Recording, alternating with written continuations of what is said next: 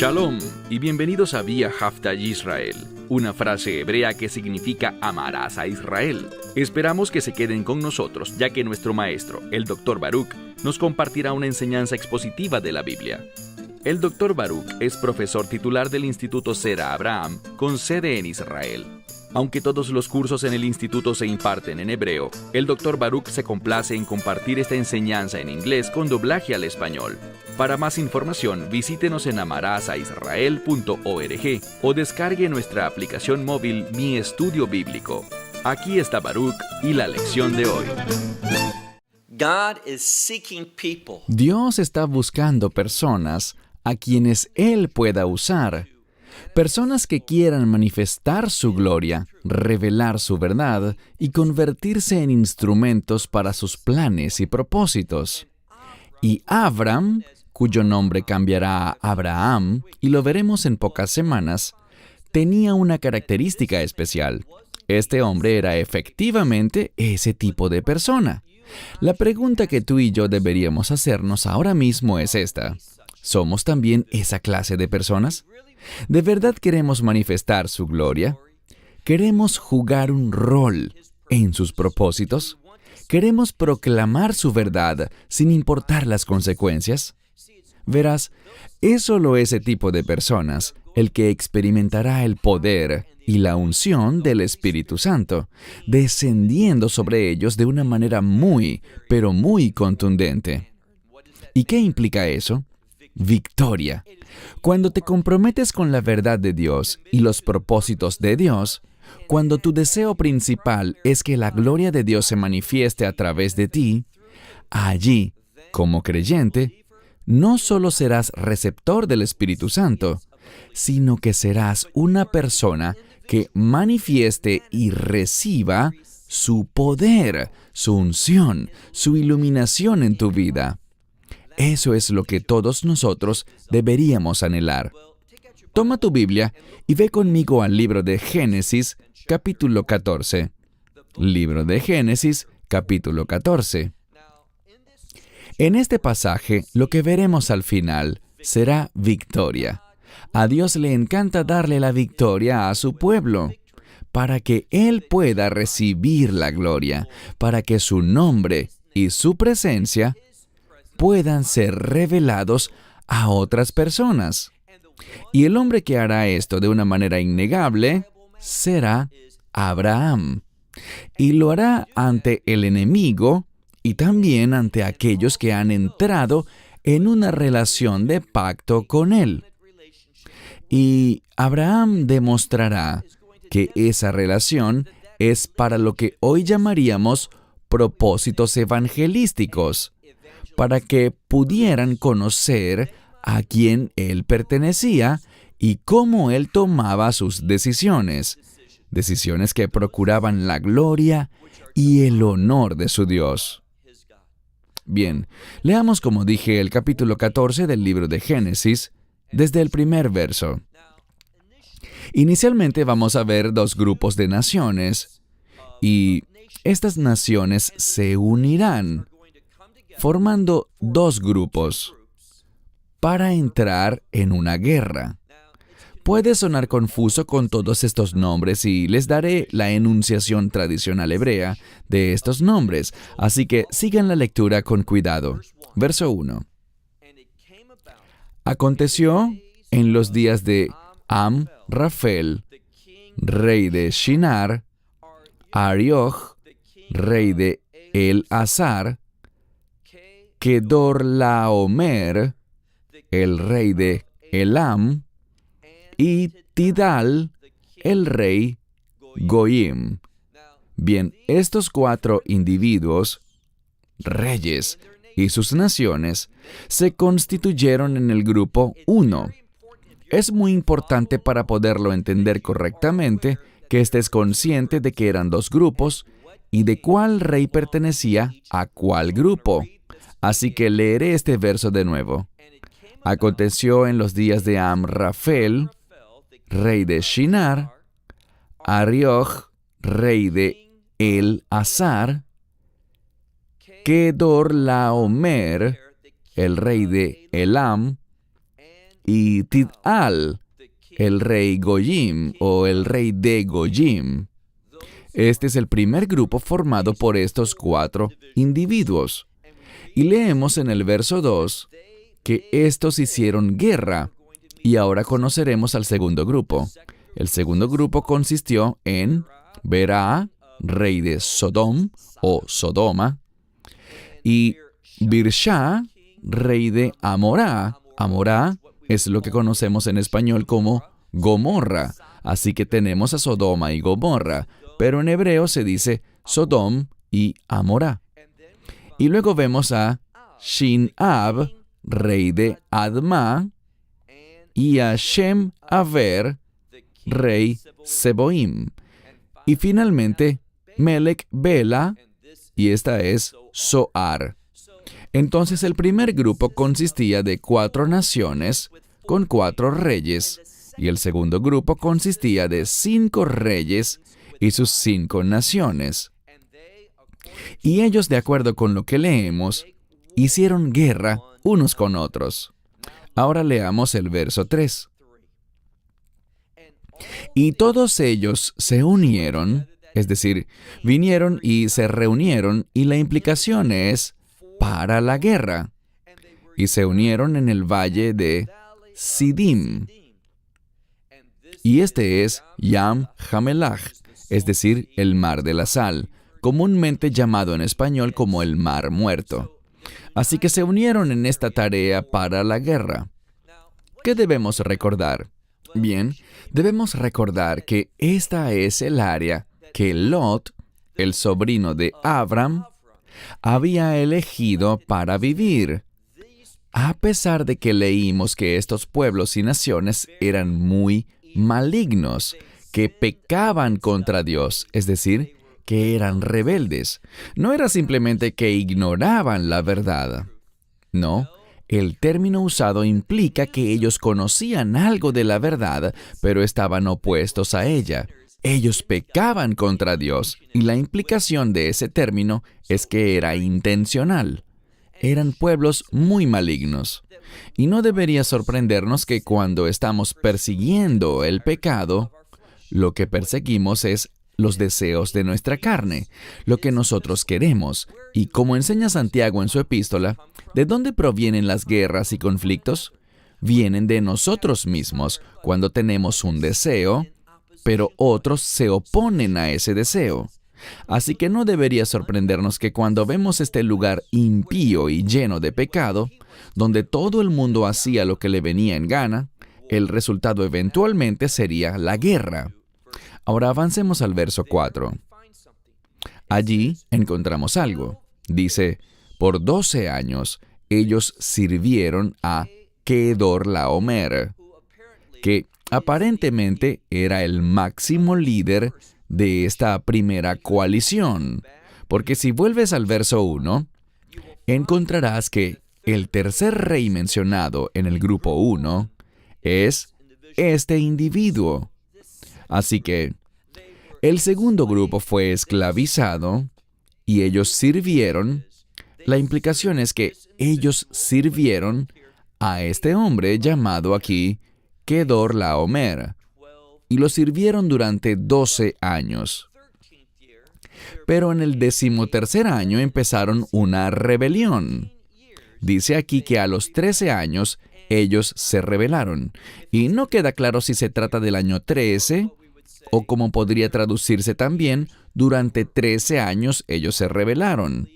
Personalmente creo que se trata del año 13. ¿Por qué lo digo? Veamos el verso 5. Dice, y en 14 años, es decir, sería en el año 14, eso es lo que tendría sentido. Vemos que ellos se rebelaron y el líder se cansó de esto porque dice que Kedorlaomer llegó junto a los reyes que estaban con él. Así que este primer grupo se enfrentó a aquellos que se habían rebelado, al segundo grupo que se rebeló contra el primero, porque habían sido esclavizados durante 12 años. Se rebelaron, y al siguiente año, en el año 14, este liderazgo y estas naciones que conformaron el grupo 1 llegaron para hacer la guerra. Y dice aquí en el verso 5 que atacaron Refim y también Astarot Karnaim y también Jasusim en Baham y también Emim, que está en Shavei Kiriatim. Entonces vemos que estos lugares están siendo atacados por el grupo 1 debido a la rebelión del grupo 2. Continuamos en el verso 6, viendo que esto sigue avanzando. También los Horeos en el monte de Seir hasta la llanura de Parán, que está junto al desierto, al Midbar. La Escritura dice que hay represalias del grupo 1 contra el grupo 2. Y recuerden, el grupo 2 está compuesto por Sodom ve Amorá, Sodoma y Gomorra. ¿Por qué esto es importante?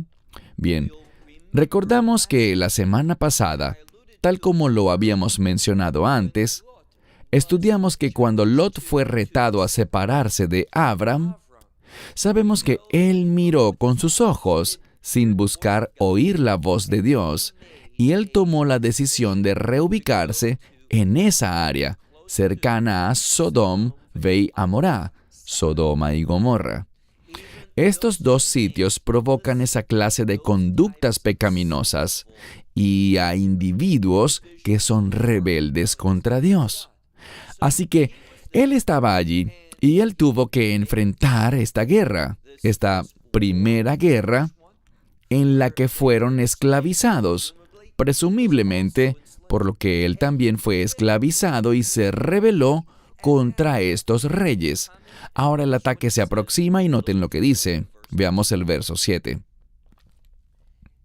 Y volvieron y vinieron a En-Mishpat, la cual es Cades, como Cades Barnea, y golpearon todos los campos de los amalecitas y también a los amorreos que habitaban en Hasad Son Tamar. Verso 8. Y el rey de Sodoma salió, y el rey de Amorá, o de Gomorra, y el rey de Adma, y el rey de Seboim, y el rey de Bela, que es Zoar. E hicieron algo.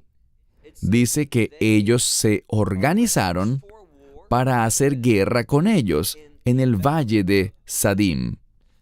Este es el cuadro.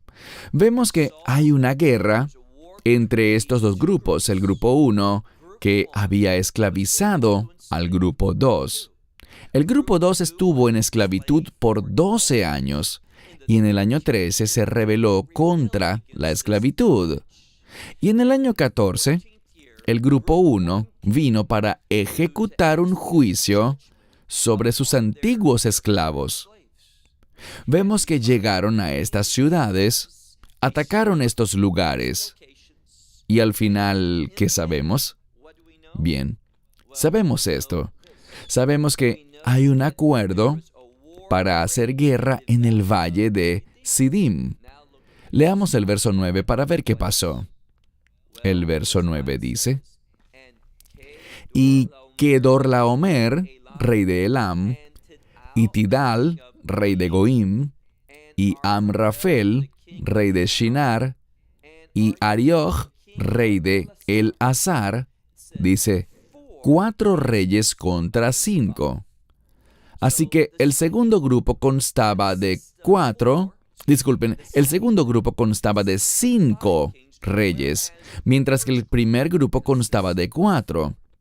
Pero al final, vamos a ver que tal como ocurrió en la primera ronda de batallas, ¿quién ganó? El grupo 1. ¿Bajo el liderazgo de quién? Del nombre que sigue repitiéndose, Kedorlaomer.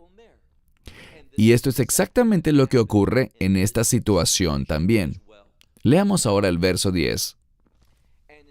Y en el valle de Sidim habían pozos de asfalto.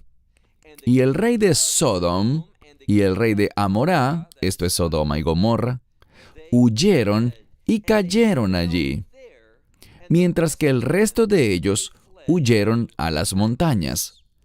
Así que estos dos reyes fueron capturados, mientras que el resto logró escapar, por así decirlo, pero no estos dos. Y leemos, mira el verso 11.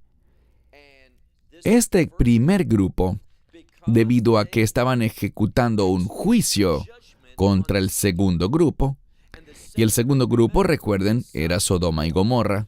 Allí es donde vivía Lot. Noten lo que leemos, verso 11.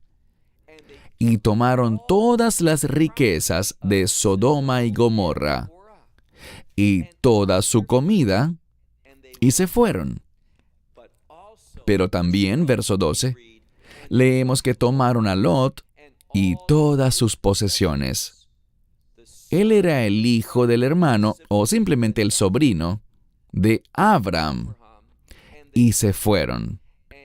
Él habitaba en Sodoma. Recordamos que la semana pasada leímos que Lot instaló muchas moradas, muchas casas, hasta la localidad de Sodoma. Y aparentemente allí fue donde estableció su residencia principal. Así que él cayó víctima durante esta batalla. Él fue capturado también. Y aquí está la clave.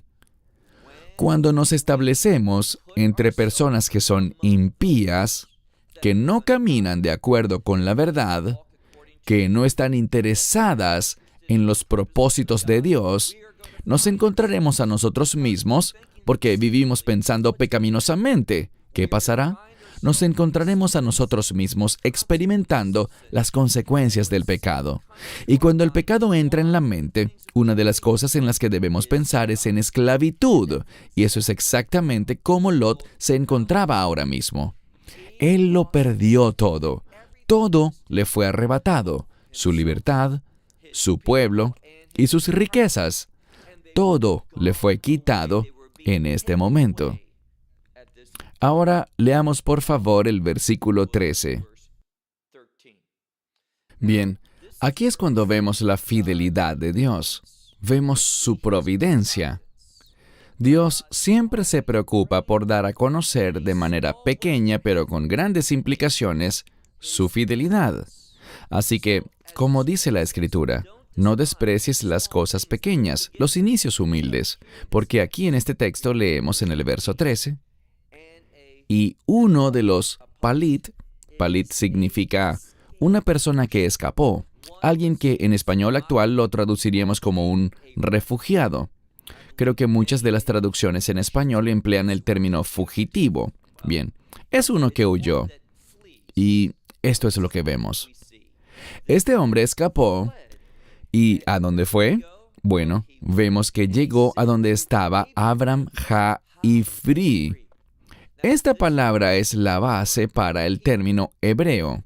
Este hombre escapó y logró llegar hasta donde se encontraba Abram, el hebreo. Este término hebreo, como ya hemos dicho, significa aquel que viene del otro lado o que ha cruzado hasta aquí.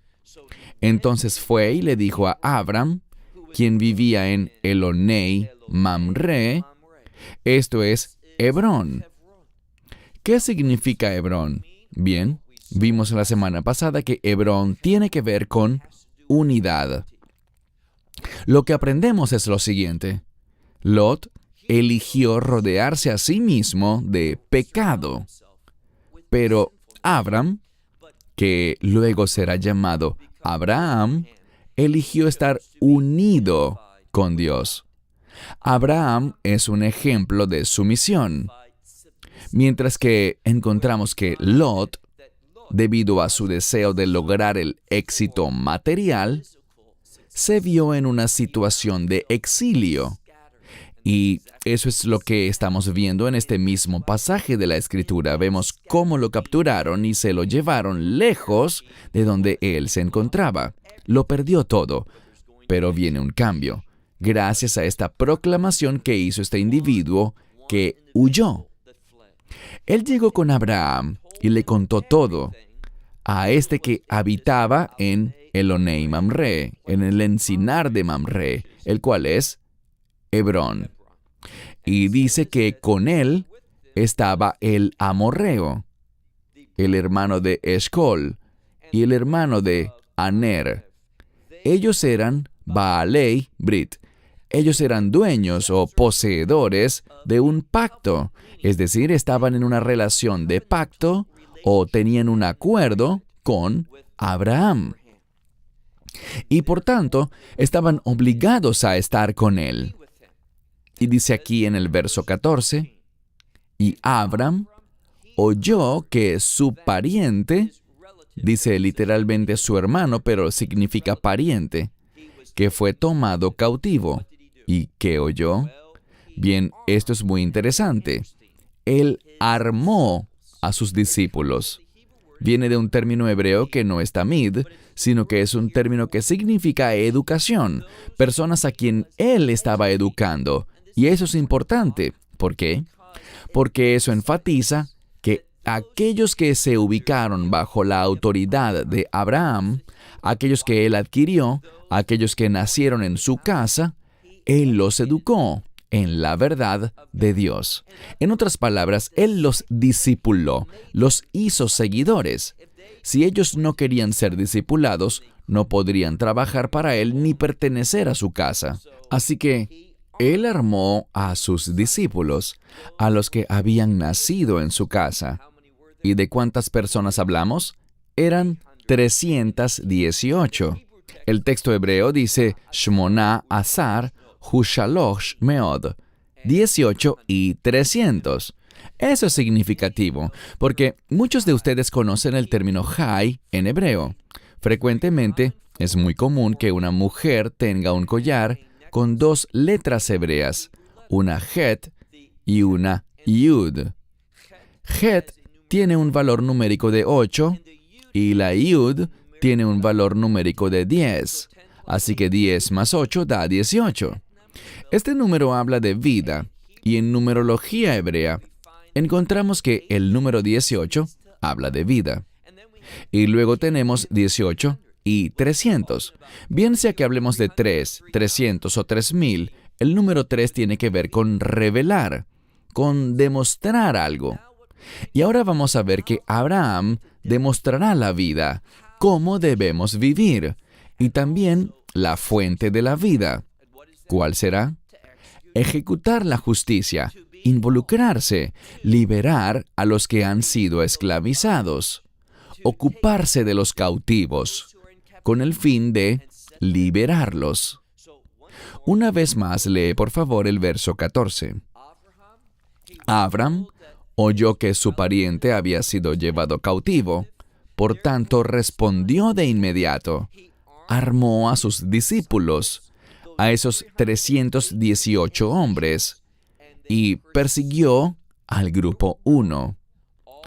Todo el camino hasta Dan, es decir, hacia el extremo norte de Israel. Eso es lo que significa Dan en este contexto. Verso 15. Y él, y la palabra aquí significa estar, en este sentido, desplegado. Él y sus sirvientes fueron desplegados, es decir, salieron, se dividieron con el fin de hacer la guerra, para atacar, para salir a la batalla.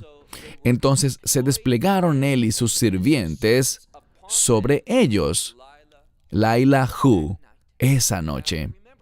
Recuerden algo, en la Escritura, la noche, especialmente desde un punto de vista del Antiguo Testamento, cosas buenas ocurren en la noche. Nos brinda una idea de redención. La primera Pascua sabemos que ocurrió de noche. Por tanto, la palabra redención o liberación, vemos que con frecuencia se revela dentro del contexto de la noche. Así que no es por accidente que ellos se desplegaran. Abraham y sus siervos sobre ellos, es decir, sobre esos 4 reyes, o sobre el grupo 1.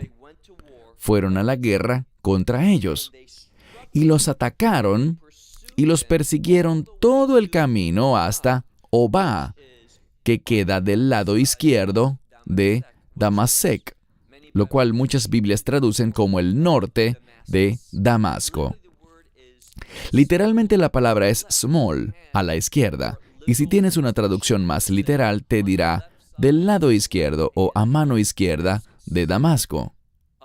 Otras Biblias dicen al norte de Damasco. Verso 16. ¿Qué vemos que hizo Abraham? Él recobró todos los bienes y también recobró a Lot, su pariente, y sus posesiones, y también las mujeres, y también el pueblo. Escuchen lo que dice la Escritura. Abraham, con apenas 318 hombres, salió contra estos 4 reyes. ¿Y qué hizo? Él los derrotó. Él salvó al grupo 2. Y lo hizo, ¿por qué razón?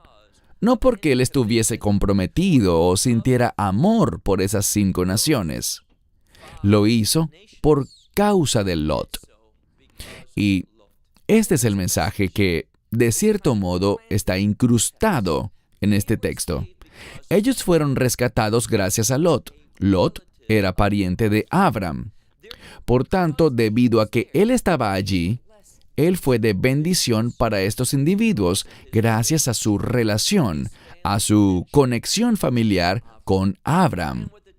Y lo que el texto busca decirnos es esto: rodéate de gente piadosa y serás bendecido. Incluso Sodoma y Gomorra y estas otras 3 naciones eran perversas, pero como Lot estaba allí, ellos se beneficiaron y la historia se pone aún mejor. Pasemos ahora al verso 17. Gracias a la victoria de Abraham sobre este grupo 1, se produjo liberación para el grupo 2. ¿Y quién es el líder principal? El rey de Sodoma. Leemos aquí en el verso 17.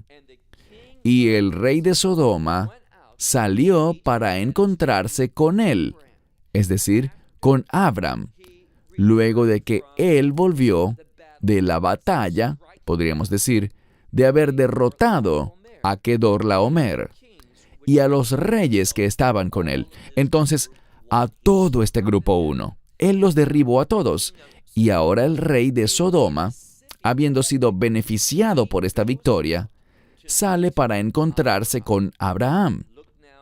Mira ahora, por favor, la segunda mitad del verso 17.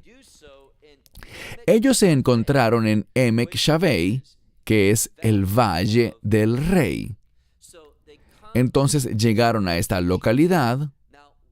Ahora, ¿por qué es llamado el Valle del Rey? ¿Con qué propósito? Mira ahora el verso 18. En el verso 18 todo cambia. Lo que debemos ver hasta este punto es una cosa, y es que Abram produjo la victoria. Él le trajo la libertad a su sobrino y a aquellos que estuviesen vinculados con él de cualquier manera. Todos recibieron, y aquí está la clave, la victoria. Para interpretar esta escritura adecuadamente, tenemos que recordar que el contexto en este momento es la victoria. La victoria de Abram, que a la vez salvó a Lot, a su esposa, a las mujeres que estaban con él, y también a todo el pueblo y todas sus posesiones. En otras palabras, observamos una completa y total restauración. Ahora, estamos hablando sobre Abram o Abraham, y sabemos que existe una simiente de Abraham. En un sentido, esa simiente o descendencia es Israel, pero de una manera más perfecta, de un modo más excelente, sabemos que la simiente de Abraham, de acuerdo con Gálatas 3:16, es el Mesías. Así que, ¿qué podemos concluir a partir de esto? Podemos concluir que a través de Abraham, de la simiente de Abraham, que es el Mesías, podemos obtener una restauración completa. Podemos hallar liberación, podemos encontrar la victoria. Es muy importante que recordemos estos términos, restauración y victoria, cuando leamos el siguiente verso, el verso 18, porque todo cambia en el verso 18. Hay una gran revelación a punto de presentarse justo ahora. Leamos juntos el verso 18. Y Malquisedec, a quien comúnmente nos referimos en español como Melquisedec, pero en hebreo decimos Malquisedec, que significa mi rey de justicia. ¿Qué aprendemos? Estamos hablando de victoria, estamos hablando de liberación. ¿Y qué es la victoria? Es cuando experimentamos la justicia de Dios, cuando experimentamos la liberación, una liberación cuyo fin es que podamos vivir justamente. Esa es la clave. Ahora, Abraham, piensen en esto, logró una victoria milagrosa, sobrenatural. ¿Cómo podían apenas 318 hombres? ¿Cómo podrían enfrentarse y derrotar a un ejército de 4 naciones? Bueno, Dios estaba en la jugada. Dios les estaba dando la victoria. Una vez más, verso 18. Y Malquisedec, quien era el rey de Shalem, Shalem significa plenitud, significa algo completo. Es la palabra shalom, pero entendiendo algo que digo con frecuencia, entendiendo que bíblicamente shalom significa el cumplimiento completo de la voluntad de Dios. Implica la idea o el concepto de algo completo, pleno, o podríamos decir también de restauración, de una restauración completa. Así que Melquisedec, rey de Salem, salió con pan y con vino. Bien, estos dos elementos, creo que todos lo sabrán. La mayoría de los intérpretes dentro de la fe lo entienden. Malquisedec, y ya tenemos el estudio del libro de Hebreos en nuestras plataformas en Internet, totalmente en español. Y en ese estudio, vemos con total claridad que el Mesías Yeshua pertenece a la orden de Malquisedec. ¿Qué quiere decir esto? Debemos entender que Él es un rey, que traerá la victoria, que traerá la justicia y que traerá completa restauración hacia las cosas de Dios.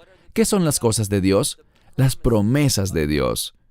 ¿Y cuál es su medio de victoria? ¿Qué se menciona aquí? Lechem veyain, pan y vino. Te pregunto algo. ¿Alguna vez usó el Mesías el pan y el vino de alguna manera significativa?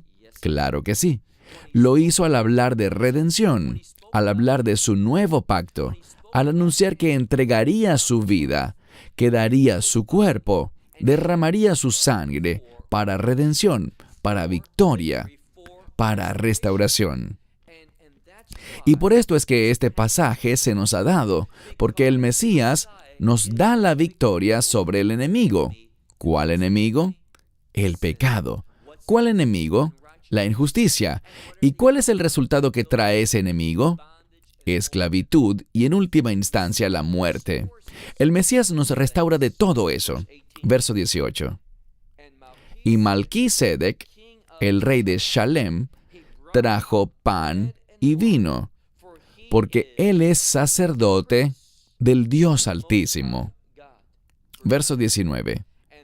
Y este sacerdote del Dios Altísimo dice, y le bendijo, es decir, Melquisedec bendijo a Abraham, y le dijo, bendito sea Abraham del Dios Altísimo, aquel que, Konei Shema en Vaart, él es el dueño, él ha comprado los cielos y la tierra.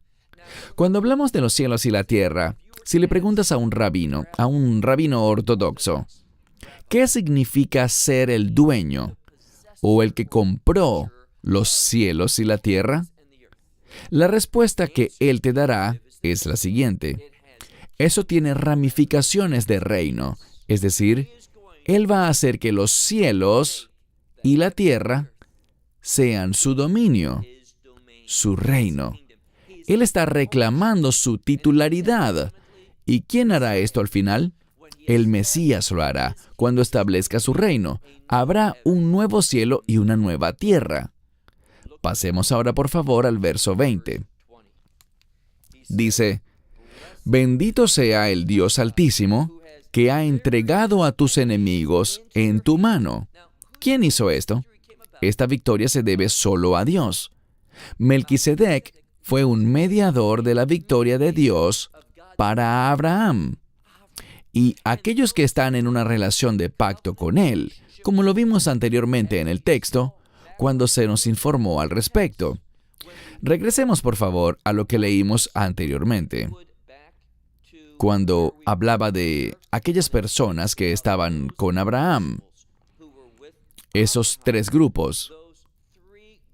El texto dice, un poco antes, en el verso 13, allí se habla del amorreo, el hermano de Escol y el hermano de Agner.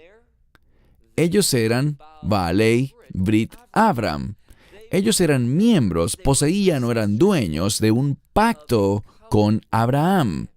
Y por tal razón iban a compartir la victoria. Ahora volvamos por favor a esta última parte del verso 20. Leámoslo completo mejor. Y bendito es el Dios Altísimo, quien entregó a tus enemigos en tu mano. ¿Y qué hizo Abram? Bien, dice aquí que Abraham le dio a Melquisedec el diezmo o la 10ª parte de todo. ¿Por qué esto es importante?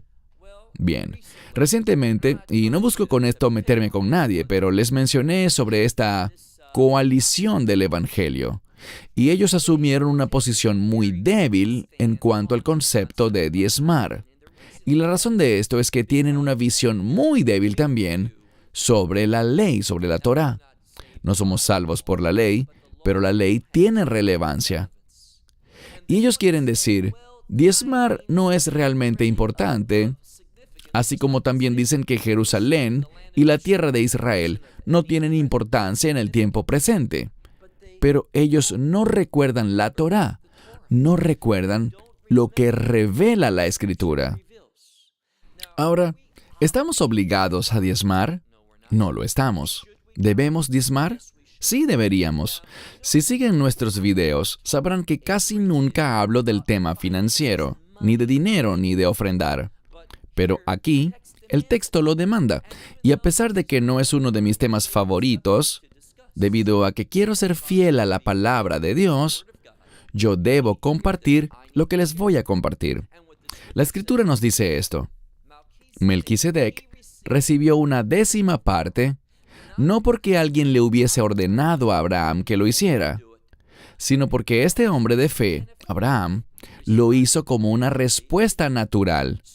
Muchas veces vemos en la vida de Abraham que él hacía lo que la ley requería.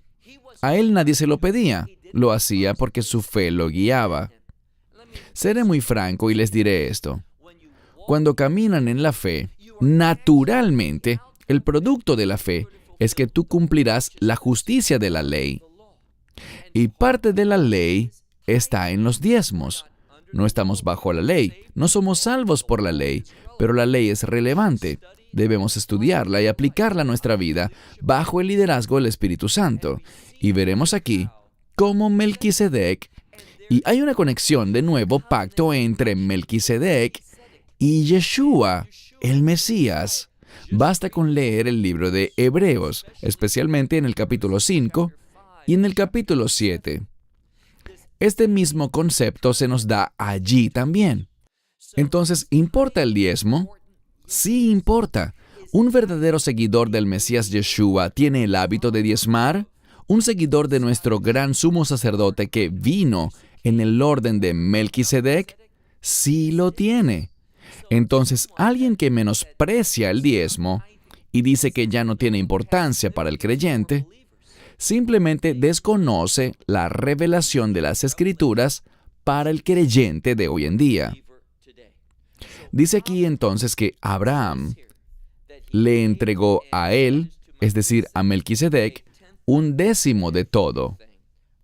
Verso 21. Y el rey de Sodom, o de Sodoma, le dijo a Abram, dame ha-nefesh. Ahora recuerden algo. Vimos la semana pasada que lo que era importante para Abraham eran las personas. Pero lo que vemos aquí es que el término usado no es am para gente o abedim para siervos, como con frecuencia se traduce en la mayoría de las traducciones en español, que lo colocan en plural, sino que es el término ha-nefesh, que significa el alma. Y ahora descubrimos a este perverso rey de Sodoma, una perversa ciudad con un rey perverso. ¿Y a qué ha venido? Ha venido por el alma.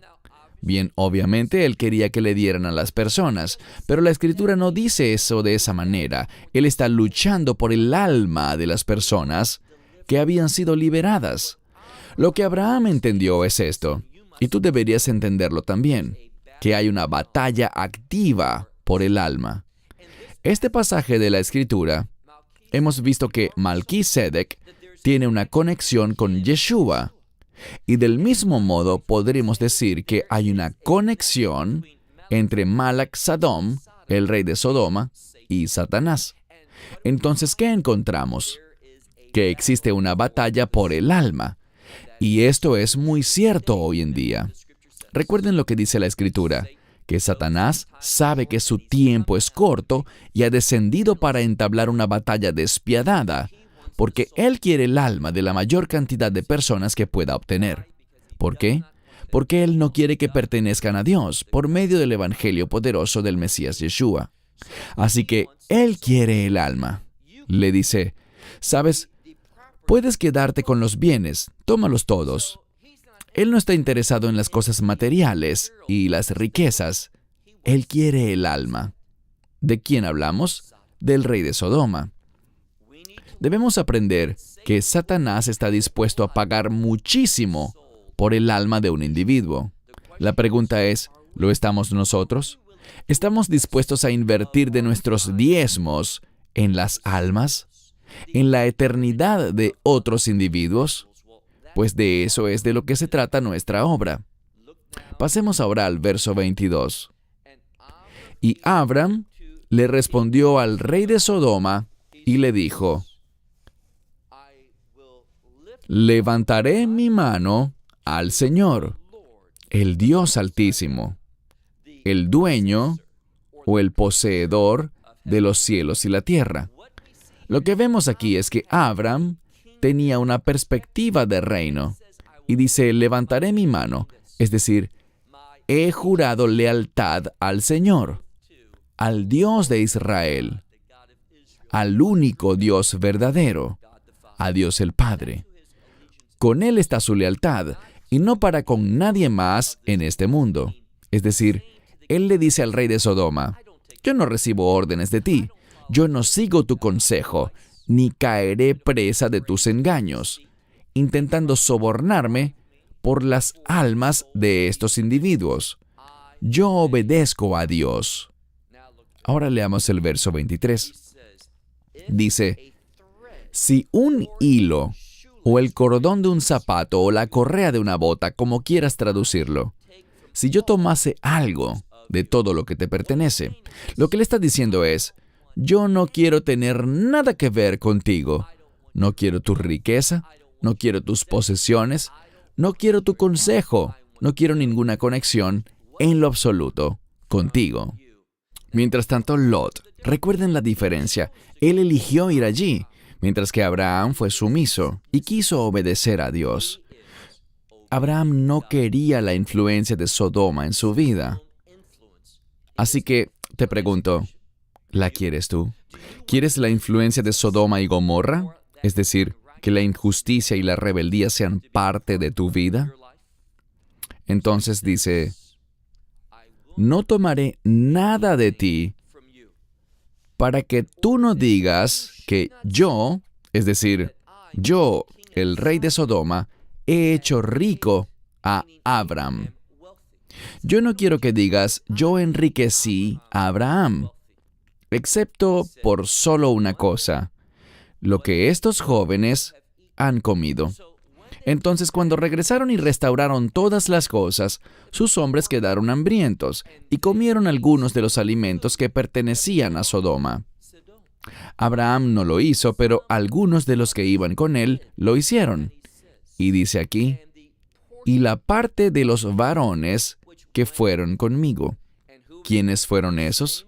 Los mismos individuos que tenían una relación de pacto con Abraham, es decir, Aner, Escol y Mamre. 3 personas se mencionan aquí. Y dice básicamente, yo no quiero nada de ti, salvo lo que estos hombres ya se comieron, y además hay una porción que es parte de su acuerdo para con estos 3 hombres. Él no va a decidir por ellos, sino que cada uno tendrá que tomar su decisión si van a ser fieles y elegirán sabiamente o si elegirán insensatamente. Y dice, y ellos tomaron su porción. Ellos no siguieron el ejemplo de Abraham. Puede que vivas de un modo correcto, manifestando la verdad, obedeciendo a Dios y manteniendo un testimonio adecuado, una conducta justa. Pero eso no significa que todos a tu alrededor seguirán tu ejemplo. Es decisión de cada quien. Pero las personas sabias seguirán viviendo de un modo que tomen almas, que sean influenciadores para las cosas de Dios. Capítulo 14, un capítulo muy significativo que nos enseña principios bíblicos sobre la conducta y sobre tener la mentalidad correcta. La semana que viene entraremos en el capítulo 15, el cual es también uno de los capítulos más importantes en el libro de Génesis. Cerramos por ahora hasta la próxima semana. Que Dios les bendiga ricamente. Esperamos que te hayas edificado con el mensaje de hoy y lo compartas con otros. Te invitamos a seguir nuestros estudios cada semana por este canal y por el portal de YouTube de Amarás a Israel. También puedes descargar nuestra aplicación móvil gratuita, Mi Estudio Bíblico. Finalmente, para obtener más información sobre nosotros, visita nuestra web amarasaisrael.org, donde encontrarás otras conferencias de Baruch en audio, video y texto. Hasta el próximo programa. Que el Señor te bendiga en Yeshua HaMashiach, Jesús el Mesías, mientras caminas con Él. Shalom desde Israel.